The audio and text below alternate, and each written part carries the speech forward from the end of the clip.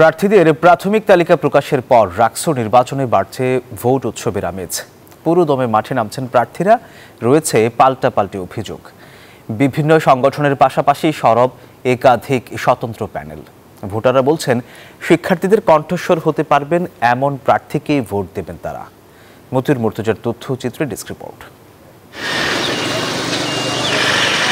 ডাকসু ও জাকসুর সঙ্গে এবার রাকসুতেও ভোটের ডামাডোল। প্রকাশ হয়ে গেছে প্রার্থীদের প্রাথমিক তালিকা, সঙ্গে সঙ্গেই বেড়ে গেছে ভোট চাওয়ার দৌড়ঝাঁপ।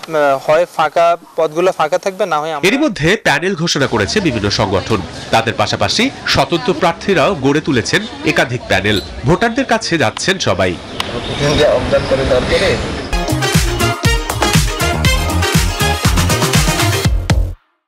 কাকে ভোট দেবেন রাকসুর ভোটাররা? প্রথম কথা হলো, তারা চান ভোট হোক শান্তিপূর্ণ পরিবেশে, আর ভোট দেবেন তাদের যারা কাজ করবেন সাধারণ শিক্ষার্থীদের কণ্ঠস্বর হয়ে।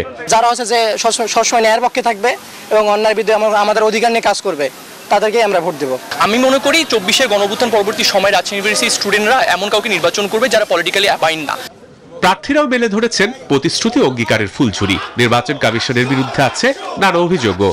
3 লাখ টাকা খরচ করার ক্ষমতা একটা জেনারেল স্টুডেন্টের কিভাবে থাকতে পারে? আমাদের নির্বাচন কমিশন থেকে যদি একটা ঘোষণা আসে, আমরা জেনারেল স্টুডেন্ট যারা, আমাদের জন্য ইজি হবে। কোনো একটা দলকে হচ্ছে আপনার প্যানেল 1 নাম্বার হচ্ছে ব্যালট নাম্বার দিয়ে দেওয়া হয়েছে।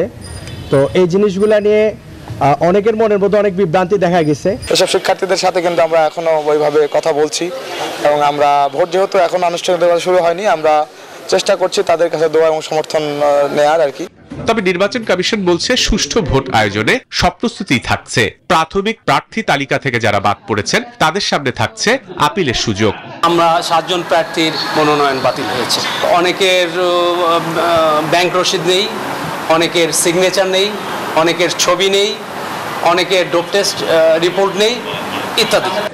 রাকসুর প্রাথমিক প্রার্থী তালিকা অনুযায়ী 255 জন কেন্দ্রীয় ছাত্র সংসদের এবং 60 জন সিনেট সদস্য প্রার্থী। ভিপি পদে 19, জিএস পদে 14 আর এজিএস পদে আছেন 16 জন।